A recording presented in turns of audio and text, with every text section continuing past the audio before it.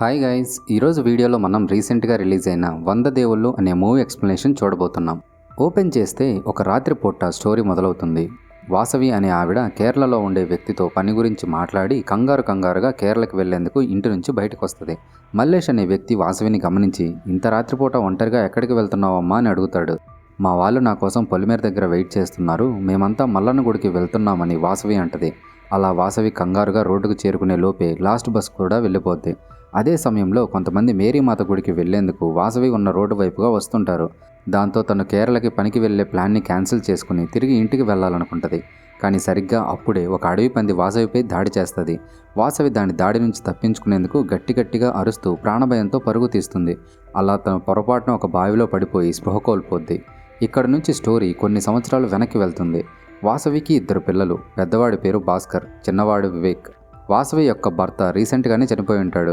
So Vasavi తన అత్తమామలతో, నాన్న లేకపోవడం వల్ల వీళ్ళు నా మాట వినొచ్చు వినకపోవచ్చు, కాబట్టి మీరు ఇక్కడే ఉండి పిల్లల్ని చూసుకునే విషయంలో కాస్త సహాయంగా ఉండండి, రేపటి నుంచి నేనే పనికి వెళ్తా అని అంటది. అప్పుడు తన అత్తమామలు, నీకు భారంగా మేమెందుకమ్మా ఇక్కడ, ఒకసారి మీ అమ్మానాన్నని అడిగి చూడు అని అంటారు. మరుసటి రోజు వాసవి తన అమ్మానాన్నల దగ్గరికి వెళ్ళి విషయం చెప్తుంది. మాకు వ్యవసాయ పనులున్నాయి, ఆ పనులున్నాయి, ఈ పనులున్నాయని చెప్పి వాళ్ళు కూడా వాసవికి తోడుగా ఉండేందుకు నిరాకరిస్తారు. సరే, మీకు మీ పనులు ముఖ్యమైతే నాకు నా పిల్లల భవిష్యత్తే ముఖ్యమని చెప్పి వాసవి వాళ్ళ దగ్గర నుంచి ఇంటికి వస్తుంది.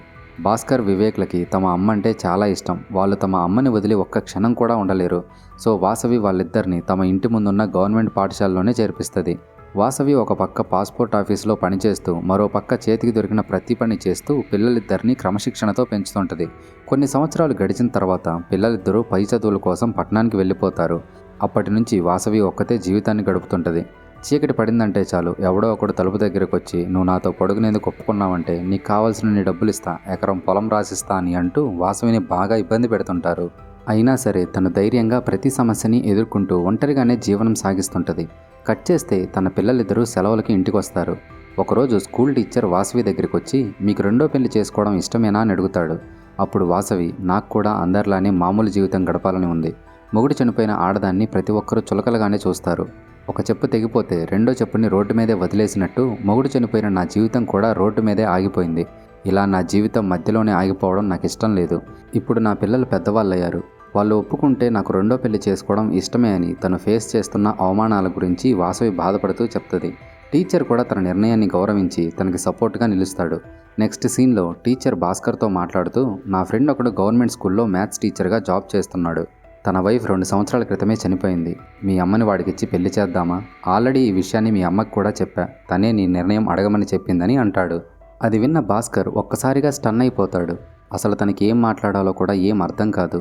ఈ సిచ్యువేషన్ అంతటిని వాసవి తమ ఇంటి కిటికీ గుండా గమనిస్తూనే ఉంటుంది. భాస్కర్ టీచర్కి ఎటువంటి సమాధానం చెప్పకుండా అక్కడి నుంచి వెళ్ళిపోతాడు.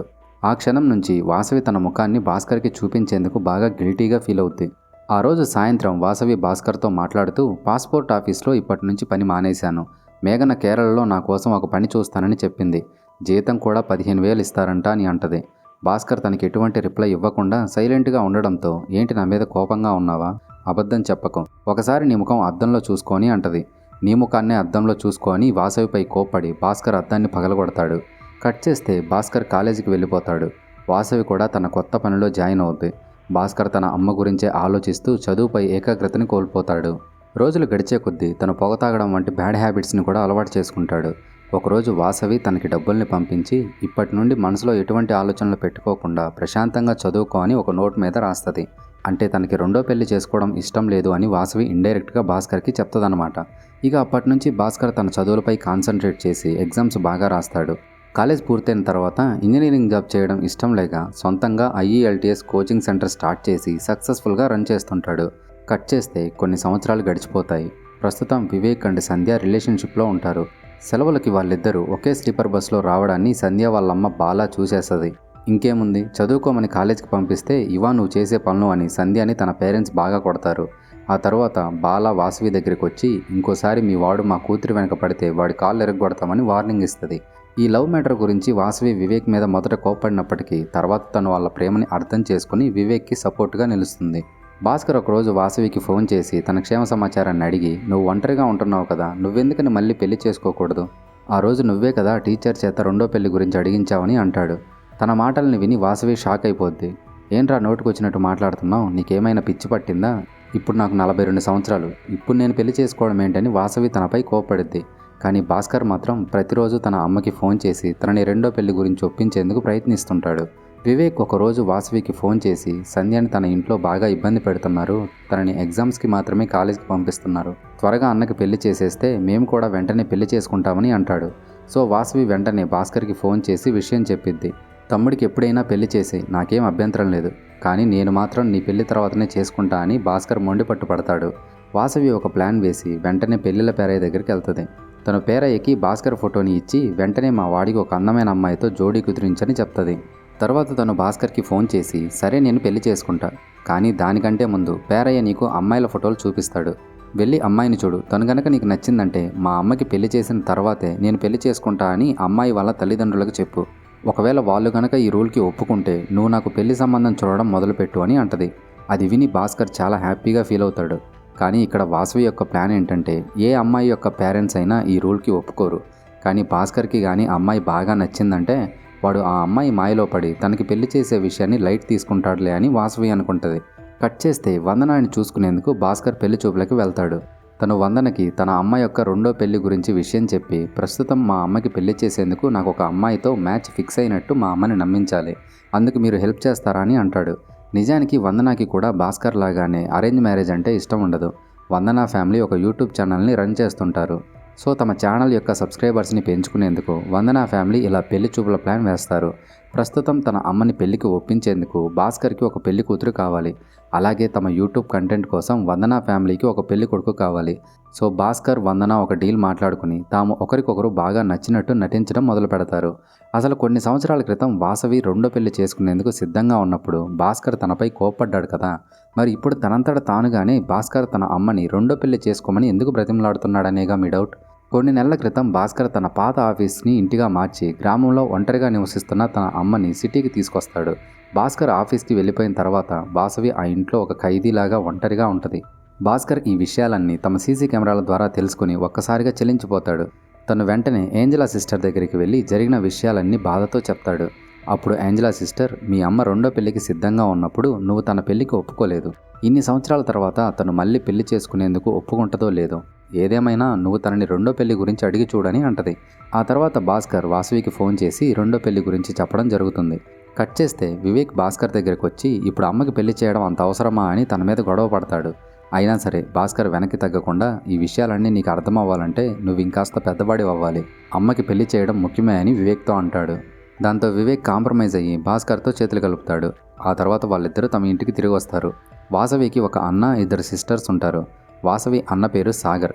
సాగర్కి చిట్టి అనే కూతురు ఉంటుంది. చిట్టికి పెళ్లి వయసు దగ్గర పడుతుండడంతో సాగర్ వాసవి దగ్గరికి వచ్చి నీ ఇద్దరు కొడుకుల్లో ఎవరు నా కూతుర్ని పెళ్లి చేసుకోబోయేదని అంటాడు.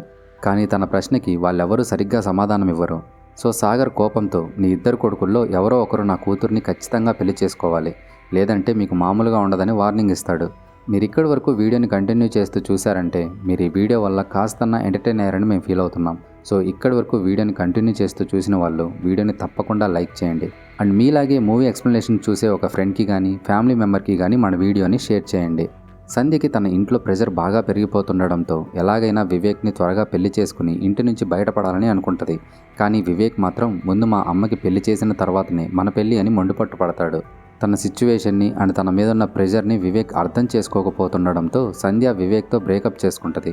నా గురించి ఆలోచించి మీ జీవితాన్ని నాశనం చేసుకోవద్దు, నాకు పెళ్లి చేసుకోవడం ఇష్టం లేదు, అయినా నా జీవితాన్ని నిర్ణయించడానికి నువ్వెవరు అని వాసవి భాస్కర్ మీద కోపడిద్ది. అదే సమయంలో వందన నుంచి భాస్కర్కి ఫోన్ కాల్ వస్తుంది. భాస్కర్ వందనతో మా అమ్మకి పెళ్లి చేసుకోవడం ఇష్టం లేదు, సో నేను కూడా పెళ్లి చేసుకోను, మనం ఇప్పటి నుంచి ఎవరి కోసం నటించాల్సిన అవసరం లేదని అంటాడు. వాసవి పెళ్లికి ఒప్పుకోకపోవడంతో భాస్కర్ వివేక్ రాత్రికి రాత్రే సిటీకి వెళ్ళిపోతారు. తన పిల్లలిద్దరూ తన పెళ్లి ప్రస్తావన గురించి మర్చిపోవాలని వాసవి అప్పటికప్పుడే కేరళలో పనిచేసేందుకు బయలుదేరిద్ది. అప్పుడే మేరీమాత గుడికి వెళ్లే వ్యక్తులు వాసవికి కనిపించడం, వాసవి తన నిర్ణయాన్ని మార్చుకుని ఇంటికి తిరిగి వస్తుండగా తన మీద అడవి పంది దాడి చేయడం, దాని నుంచి తప్పించుకునే ప్రయత్నంలో తను పొరపాటున బావిలో పడి స్పృహ కోల్పోవడం జరుగుతాయి. ఎన్నిసార్లు ఫోన్ చేస్తున్నా వాసవి ఫోన్ ఎత్తకపోతుండడంతో భాస్కర్కి డౌట్ వస్తుంది. తీరా చూస్తే తన ఫోన్ ఇంట్లోనే ఉంటుంది. వాసవి చివరగా కేరళ సార్ అనే వ్యక్తితో ఫోన్ మాట్లాడడంతో మేబీ తను కేరళలో పనికి వెళ్ళిందేమో అని అనుకుని భాస్కర్ కేరళకి బయలుదేరతాడు. కానీ వాసవి కేరళలో ఉండదు. ఒకవేళ తను మల్లేష్తో చెప్పినట్టు మల్లన్న గుడికి వెళ్ళిందేమో అని వివేక్ ఆ గుడి మొత్తం వెతుకుతాడు. కానీ అక్కడ కూడా వాసవి ఉండదు. చివరికి పోలీసులు కూడా వాసవి కోసం గాలింపు చర్యలు మొదలు పెడతారు. కట్ చేస్తే హాస్పిటల్ నుంచి ఫోన్ రావడంతో వివేక్, భాస్కర్ హాస్పిటల్కి వెళ్తారు. తీరా చూస్తే వాసవి హాస్పిటల్ బెడ్పై పడుకుని ఉంటుంది. పంది నుంచి తప్పించుకునే క్రమంలో వాసవి భయంతో కేకలు వేస్తుంది కదా, ఆ కేకలు మేరీమాత గుడికి వెళ్తున్న మరియమ్మకి వినిపిస్తాయి.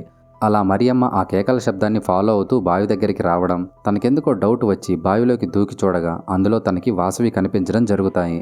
ఆ విధంగా మరియమ్మ వాసవిని కాపాడి హాస్పిటల్కి తీసుకొస్తుంది. పెళ్లి కంటే తమ అమ్మ ప్రాణాలే ముఖ్యమని భాస్కర్, వివేక్ ఏడుస్తూ తమ అమ్మకి సారీ చెప్తారు. కట్ చేస్తే మేఘన భర్త పొరపాటున బిల్డింగ్ నుంచి కింద పడి ప్రాణాలు కోల్పోతాడు. మేఘన వయసు 20 సంవత్సరాలు మాత్రమే. అంటే తనకొక బిడ్డ కూడా ఉంటుంది. ఈ మేఘన వాసవి కళ్ళ ముందే పుట్టి పెరిగింది. తను వాసవికి బాగా క్లోజ్ అన్నమాట. సో ఇప్పటి నుంచి మేఘన కూడా తనలాగా అవమానాలు, అనుమానాలు, కష్టాలు ఎదుర్కొంటూ ఒంటరిగా కుటుంబాన్ని పోషించాలని వాసవి బాగా కన్నీళ్లు పెట్టుకుంటుంది. అప్పుడు భాస్కర్ 20 ఏళ్ల మేఘన యొక్క జీవితం మారాలన్నా, భర్త చనిపోయిన ఆడవాళ్ళ జీవితాలు మారాలన్నా అది నీతోనే మొదలవుద్ది. నువ్వు ధైర్యంగా ముందడుగు వేసి పెళ్లి చేసుకుంటేనే మిగతా ఆడవాళ్ళ జీవితాలు కూడా మారతాయని అంటాడు. ఇక వాసవి బాగా ఆలోచించి రెండో పెళ్లి చేసుకునేందుకు సిద్ధమవుద్ది. భాస్కర్ పేరయ్యకి కొంత డబ్బులిచ్చి మా అమ్మకి పెళ్లి సంబంధాలు చూడండి, ఈ విషయం ఊర్లో ఎవరికీ తెలియకూడదని మాట తీసుకుంటాడు. కట్ చేస్తే ఎన్ని సంబంధాలు చూసినా సరే ఏ ఒక్క సంబంధం కూడా వాసవికి నచ్చదు. అలా కొన్ని నెలలు గడిచిపోతాయి. మరియమ్మకి ఉన్న బంధువుల్లో ఏడుకొండలు కూడా ఒకడు. ఏడుకొండలకున్నది ఒక కూతురు, ఒక పెద్దమ్మ మాత్రమే. తన భార్య చాలా ఏళ్ల క్రితమే చనిపోయి ఉంటుంది. ప్రస్తుతం ఏడుకొండల కూతురికి పెళ్ళై తను అత్తగారింట్లో నివసిస్తుంటుంది. తను తన నాన్నని ఒంటరిగా చూడలేక త్వరగా తనని రెండో పెళ్లి చేసుకోమని ఫోర్స్ చేస్తుంటుంది. మరోపక్క వాసవికి కూడా ఒక సంబంధం కావాలి కదా. సో మరియమ్మ వాసవిని ఏడుకొండల దగ్గరికి తీసుకెళ్లి సంబంధం మాట్లాడిద్ది. ఏడుకొండల యొక్క క్యారెక్టర్ వాసవికి బాగా నచ్చడంతో తను ఏడుకొండల్ని పెళ్లి చేసుకునేందుకు ఓకే చెప్పిద్ది. అలాగే ఏడుకొండలకు కూడా వాసవి బాగా నచ్చిద్ది. ఈ విషయం భాస్కర్కి తెలియడంతో తను సంతోషంగా సిటీ నుంచి ఇంటికి వస్తాడు. ఇక తాంబూలాలు మార్చుకునేందుకు మరియమ్మ ఫ్యామిలీ ఏడుకొండల్ని తీసుకుని వాసవి వాళ్ళ ఇంటికి వస్తారు. కానీ భాస్కర్ మాత్రం మేము కూడా మీ ఇంటికి వచ్చి అన్ని విషయాలు సరిగ్గా చూసుకున్న తర్వాతే తాంబూలాలు మార్చుకుందామని అంటాడు. దానికి ఏడుకొండలు కూడా ఒప్పుకుంటాడు. కొంచెం సేపటి తర్వాత భాస్కర్ ఏడుకొండల దగ్గరికి వెళ్ళి మా అమ్మ ఏది చేసినా కరెక్ట్గానే చేస్తుంది. సో మా అందరికీ మీతో సంబంధం కలుపుకోవడం ఇష్టమే. కానీ మా అమ్మ తరపు తోబుట్టువులు ఎవరూ తన రెండో పెళ్లి చేసుకునేందుకు ఒప్పుకోవడం లేదు.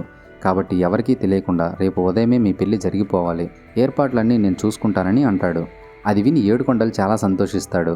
కట్ చేస్తే భాస్కర్ గుడికి వెళ్ళి పంతులకి 500 అడ్వాన్స్ ఇచ్చి నువ్వు ఒక జంటకి పెళ్లి చేయాలి, నేను ఫోన్ చేసినప్పుడు గుడి దగ్గరికి రా అని అంటాడు. కానీ తను పెళ్లి ఎవరికో ఎప్పుడో అన్న విషయం మాత్రం పంతులకు కూడా చెప్పడు. భాస్కర్ గుడికి వచ్చి వెళ్ళడాన్ని పెద్దిరెడ్డి గమనించి ఏంటి వీడు ఎప్పుడూ లేంది ఇప్పుడు గుడికి వచ్చాడు అని పంతుల్ని విషయం అడుగుతాడు. ఆ పంతులేమో భాస్కర్ తనకిచ్చిన అడ్వాన్స్ గురించి, పెళ్లి గురించి పెద్దిరెడ్డికి విషయం చెప్తాడు. అసలు భాస్కర్ ఎవరికి పెళ్లి చేయబోతున్నాడనేది తెలుసుకునేందుకు పెద్దిరెడ్డి తన మనుషులతో పేరయ్య మీద దాడి చేపిస్తాడు. అప్పుడు పేరయ్య వాసవికి సంబంధాలు చూసిన మాట నిజమే, కానీ తను ఎవరిని పెళ్లి చేసుకోబోతుందో నాకు తెలియదని నిజం చెప్తాడు. ఇక పెద్దిరెడ్డి ఊర్లోని మగాళ్ళందరినీ పోగు చేసి ఆ వాసవి గనక రెండో పెళ్లి చేసుకుందంటే రేపటి నుంచి మన ఆడాళ్ళందరూ మన మాట వినకుండా వాళ్ళకి ఇష్టం వచ్చినట్టు నడుచుకుంటారు. ఆడవాళ్ళు గనక మన చేతుల్లోంచి అదుపు తప్పారంటే మన కులం నాశనం అయిపోద్ది. రేపటి నుంచి మీ పిల్లలందరూ మిమ్మల్ని వదిలేసి వాళ్ళకి నచ్చిన వాళ్ళతో వెళ్ళిపోయినా పెద్దగా ఆశ్చర్యపడాల్సిన అవసరం లేదు. కాబట్టి మన కుటుంబాలు బాగుపడాలన్నా, మన కులం బాగుపడాలన్నా వాసవి ఎట్టి పరిస్థితుల్లో రెండో పెళ్లి చేసుకోకూడదు. మనం ఎలాగైనా తన పెళ్లిని ఆపాల్సిందే అని ఊరి జనాల్ని రెచ్చగొడతాడు. మరోపక్క సాగర్, వాసవి యొక్క మదర్ అండ్ సిస్టర్స్ వాసవి దగ్గరికి వస్తారు. వాళ్ళు వాసవితో మాట్లాడుతూ ఈ వయసులో నీకు రెండో పెళ్లి కావాల్సి వచ్చిందా?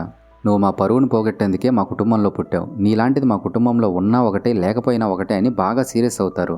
నా భర్త చనిపోయిన తర్వాత నా పిల్లలకి తోడుగా ఉండేందుకు నేను నాతో పాటు ఇంటికి రమ్మన్నప్పుడు నువ్వు నాతో వచ్చావా? 66 సంవత్సరాలు నువ్వు నీ భర్తతోనే ఉన్నావు కదా, నీకు ఇంకా భర్త కావాల్సి వచ్చిందా? ఆ రోజు నేను అడిగినప్పుడు నువ్వు నాతో పాటు వచ్చి ఉండొచ్చు కదా అని వాసవి తన అమ్మ మీద కోప్పడిద్ది. ఇక సాగర్ వెంటనే ఒక వైర్ తీసుకుని వాసవి మెడకి బలంగా బిగిస్తాడు. వాళ్ళందరూ కలిసి వాసవిని చంపబోతుండగా సడన్గా ఎవరో ఇంటి తలుపులు కొడతారు. తీరా చూస్తే అక్కడ మేఘన ఉంటుంది. మేఘన రావడంతో ఇక వాళ్ళందరూ వాసవి దగ్గర నుంచి వెళ్ళిపోతారు. మేఘన ఇంట్లోకి వచ్చి నేను ఇలా చెప్తున్నానని తప్పుగా అనుకోవద్దక్క, మనం ఒకసారి ఒకరిని పెళ్లి చేసుకుంటే జీవితాంతం ఒకరితోనే ఉండాలి కదా, మనలాంటి వాళ్ళకి రెండో పెళ్లి ఎందుకు అక్క అని వాసవితో అంటది. నాకేం కాదులే, నువ్వు భయపడు కానీ వాసవి అంటుంది. ఇక మేఘన అక్కడి నుంచి తన బిడ్డతో అత్తగారింటికి వెళ్ళిపోద్ది. భాస్కర్ సిటీ నుంచి ఊర్లోకి వస్తుండగా పెద్దిరెడ్డి మనుషులు తనపై దాడి చేస్తారు. ఆ దాడిలో భాస్కర్కి బాగా గాయాలవుతాయి. కానీ తను వాళ్ళతో ఫైట్ చేసి ప్రాణాలతో బయటపడతాడు. ఆ తర్వాత మేఘన తనకి ఫోన్ చేసి సాగర్ వాళ్ళు వాసవిని చంపేందుకు ప్రయత్నించిన విషయాన్ని చెప్పేస్తుంది. సో భాస్కర్ డైరెక్ట్గా పోలీస్ స్టేషన్కి వెళ్ళి తమ అమ్మ పెళ్లి గురించి, తమ అమ్మకి పొంచి ఉన్న ప్రమాదం గురించి వివరంగా చెప్పి ఒక్క కానిస్టేబుల్ని అయినా సెక్యూరిటీగా పంపించండి అని రిక్వెస్ట్ చేస్తాడు. కానీ పోలీసులు మాత్రం సెక్యూరిటీ ఇచ్చేందుకు నో చెప్పి, మీ ఊర్లో కాకపోతే ఏ వైజాగ్లోనో హైదరాబాద్లోనో మీ అమ్మకి పెళ్లి చేయి, అప్పుడు ఏ సమస్య ఉండదని అంటారు. మా ఊర్లో మా అమ్మ లాంటి ఆడవాళ్ళు చాలామంది ఉన్నారు. వాళ్ళ జీవితాల్లో మార్పు తీసుకురావాలంటే మా అమ్మ పెళ్ళి ఎటువంటి ఆటంకం లేకుండా మా ఊర్లోనే జరగాలి. కాబట్టి ఒక్కరిని అయినా సెక్యూరిటీగా పంపండి అని భాస్కర్ అంటాడు. అప్పుడు పోలీసులు తనపై చేయి చేసుకుని, సెక్యూరిటీ లేదు ఏం లేదు, ముందు ఇక్కడి నుంచి బయటకు పో అని సీరియస్ అవుతారు. కట్ చేస్తే వివేక్ సిటీ నుంచి ఇంటికి వస్తాడు. తెల్లవారితే తనకి పెళ్ళి అన్న విషయం వాసవికి అస్సలు తెలీదు. సో భాస్కర్ తనకి పెళ్లి గురించి విషయం చెప్పడంతో వాసవి ఒక్కసారిగా బాధలో మునిగిపోద్ది. ఒక్కసారి పెళ్ళయిందంటే ఇక నేను నా కొడుకులతో కలిసి భోజనం చేయలేను, నేను నా కొడుకులతో కలిసి ఇంట్లో నివసించలేనని అనుకుంటూ వాసవి మైండ్లో చాలా ఆలోచనలు మొదలవుతాయి. సో వాసవి ఏడుస్తూ, నాకు మిమ్మల్ని వదిలి వెళ్ళడం ఇష్టం లేదు, నాకు ఈ పెళ్లి అవసరం లేదు, మన ముగ్గురం జీవితాంతం కలిసే ఉందామని కన్నీళ్లు పెట్టుకుంటుంది. భాస్కర్, వివేక్ తమ అమ్మని ఓదార్చి తన మనసును కుదుటపరుస్తారు. మరుసటి రోజు తెల్లవారుజామున వాసవి, భాస్కర్, వివేక్ గుడి దగ్గరికి వెళ్ళి పంతులకి ఫోన్ చేస్తారు. పంతులు భార్య ఫోన్ లిఫ్ట్ చేసి, పెళ్లి జరగకుండా ఉండేందుకు పెద్దిరెడ్డి మనుషులు మా ఆయన తలని పగలగొట్టారు, మేమిప్పుడు హాస్పిటల్లో ఉన్నామని ఏడుస్తూ చెప్తుంది. కొంచెం సేపటి తర్వాత ఏడుకొండలు, మరియమ్మ ఫ్యామిలీతో కలిసి గుడికి చేరుకుంటారు. అదే సమయంలో పెద్దిరెడ్డి ఊరి జనాల్ని తీసుకుని గుడి దగ్గరకు వస్తాడు. వాళ్ళు ఆ పెళ్లిని ఆపేందుకు కత్తులు బయటకు తీసి దాడికి దిగుతారు. సరిగ్గా అదే సమయంలో భాస్కర్ యొక్క ప్లాన్ ప్రకారం వందన ఫ్యామిలీ అండ్ తమ యూట్యూబ్ ఛానల్ టీం అంతా గుడి దగ్గరికి చేరుకొని అక్కడ జరుగుతున్న సిచ్యువేషన్ అంతటిని యూట్యూబ్లో లైవ్ పెడతారు. భర్త చనిపోయినా, భార్య చనిపోయినా మళ్ళీ పెళ్లి చేసుకోవచ్చు అని బ్రిటిష్ కాలంలోనే చట్టం వచ్చింది. అలాంటిది ఇప్పుడు గనక మీరు ఈ పెళ్లిని ఆపాలని చూస్తే మీకు ఖచ్చితంగా జైలు శిక్ష తప్పదు అని వందన అంటది. దాంతో ఊరి జనాలందరూ భయంతో అక్కడి నుంచి పారిపోతారు. తమ యూట్యూబ్ లైవ్ బాగా వైరల్ అవ్వడంతో పోలీసులు కూడా వెంటనే గుడి దగ్గరికి చేరుకొని పెద్దిరెడ్డిని అరెస్ట్ చేస్తారు. ఇక ఎటువంటి సమస్య లేకుండా వాసవి, ఏడుకొండలకి పెళ్లి జరుగుతుంది. కట్ చేస్తే కొన్ని నెలలు గడిచిపోతాయి. మేఘన మామ పేరయ్య దగ్గరికి వచ్చి తన కోడలికి మంచి సంబంధం చూడమని మేఘన ఫోటోని ఇస్తాడు. మరోపక్క భాస్కర్, వివేక్, వాసవి, ఏడుకొండలు సంతోషంగా భోజనం చేస్తుంటారు. చివరికి వివేక్, సంధ్య కూడా కలిసిపోతారు. ఏ వయసులో అయినా జీవితాన్ని మళ్ళీ మొదలు పెట్టొచ్చని చెప్పిన మా అమ్మ నిజంగానే ఒక రోల్ మోడల్ అని భాస్కర్ అంటుండగా మూవీ ఎండ్ అవుతుంది. మనం మళ్ళీ మరో వీడియోతో కలుద్దాం. అంతవరకు టేక్ కేర్, బాయ్.